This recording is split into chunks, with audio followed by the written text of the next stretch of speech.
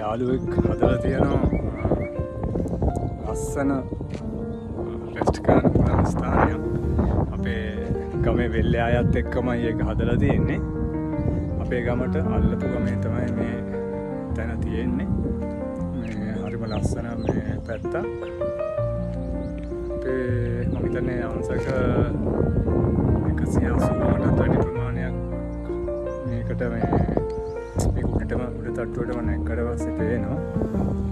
හරිම ලස්සන තැනක්, නිස්කලංක තැනක්. මේක තාම වැඩ ඉවර වෙලා නැහැ. මේක විලා එකක් විදිහට තමයි හදන්නේ.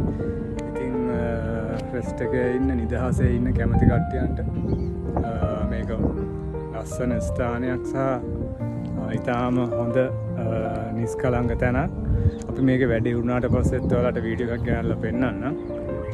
කොහොමද මේ තැන ඉවර වෙලා තියෙන්නේ කියලා. ඉතින් බලන්න මේ වගේ ලස්සන ස්ථාන කොයිතරම් මේ ප්‍රදේශයේ තියෙනවද කියලා.